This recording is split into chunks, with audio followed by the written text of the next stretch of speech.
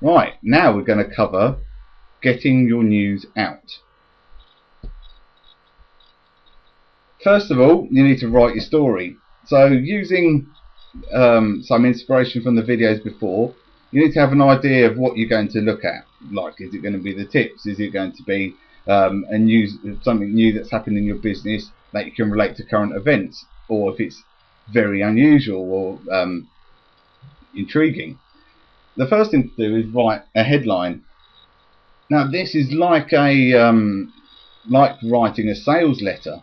So you need to look at the headlines that the publication or magazine that you're targeting use, and use them for inspiration. Because a headline in one publication, how they write them, might not be the same method in a different newspaper. For example, you've got the, like I've mentioned in a previous video, you've got the red top headlines, which are a bit more one that sticks out in my head.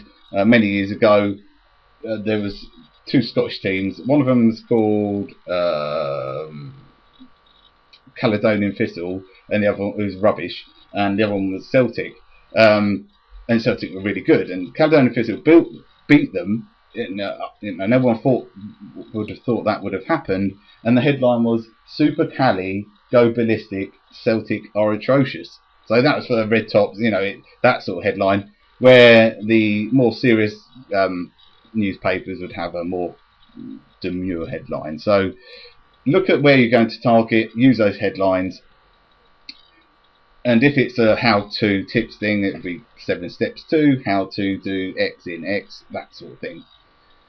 Short and punchy as possible, because you don't want it to ramble on. And we're using the headline, if you when you submit by email, use it as your subject, because when they're going through, you get hundreds of emails a day for press releases, and if they go through yours, see your subject first, and it's a really catchy headline, and they're going to open it. And once they've opened it, they only need to read a bit more, and if that gets them, you're in. So I've gotten a bad example of a headline here. New fitness website shows children how to keep fit. And what that is sort of giving across is, if you're reading that as a journalist, you're like, well, they're just going to be trying to flog, this new product they've got. It's not really interesting. But a good example, obviously there could be better, so I'm not saying this could be the best one. Childhood obesity, can it be stopped? Well, can it? Is it childhood obesity? Is it, how rife is it? So it's just, and it's a lot shorter. It's asking a question. So some good general headline hints and tips there. The next step is to the body of the story. So don't sell your product and service, because the newspaper journalists don't want, or the TV station or the radio station don't want to just hear an advert over what you've got.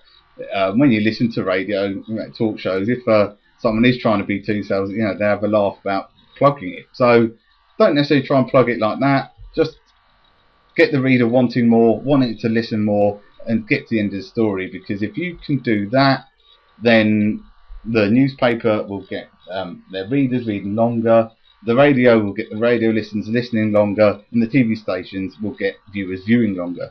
That's their aim, and you need to help the media you're going for fulfill their goals of increasing their viewership, readership, listeners. So just think about that as your main focus, and it will come.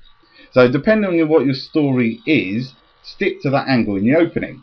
So what I've done here, that fitness website we were looking at, instead of the new fitness website has been working on a product that helps children avoid being obese. That first, again, it's looking quite salesy, but maybe you could do something like, childhood obesity in Britain has reached an all-time high with X% of children being overweight.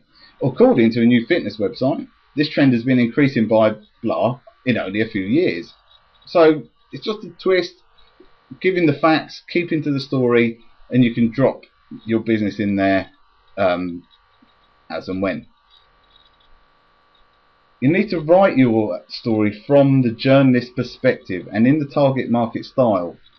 I've mentioned this a number of times of how to reading the publications, looking at the TV shows, and doing it in that style, keeping your audience, read their audience in mind, because if you can crack that, they will take you on. And when you're using I, we and us, only use it in direct quotes from clients or members of staff. So if you wanted to say, like, let's say this fitness website, later on down the story, you want to say, we've been working with children for blah blah blah months, years, and we've seen this much weight drop off, so they're more healthier. So you, instead of saying that, you say the head trainer at blah blah blah website says we have been, and do it like that. That's the way that newspapers would write it, and use the newspaper stories as inspiration on how to write yours. At the end, when we're closing, you use 3 hashtags at the end of the main piece, in the centre of the page, to indicate your release is finished. Then, much like a sales page, put a call to action in at the end. And because you see on a lot of press releases, they just put say contact and put a name, but say call, contact me today, contact my name to discuss running this story. Include the business name, phone number, email, and website. You want as much contact details as possible. Some bits not to do: don't keep sending in the same release or chase up via email, because they get so many. If you haven't been chosen, it's just part of the course. It's what could happen. But if you keep bugging them with the same thing, then you might get a name for yourself, and they, in terms of not a good name, and they might just ignore what you do. So you can send in others, but leave it a few weeks before you do. And if you have pictures for the newspaper, or even if you want to take it one step further and potentially do a video for the TV stations, which that's going above and beyond, don't attach it to the email. Just make sure you do have pictures and include a link to your website where they can go and view the picture or have a look at the video. Because if you attach it, it'll probably go in the spam folder. You don't want to give them too much information to be looking at before they read your story. And if you get a call, remember the 3 P's. Be passionate, professional, personable. Some people might say there's 4 P's there. Be passionate, not pushy. But pushy isn't one of the P's. So be passionate and professional and personable if you do get on.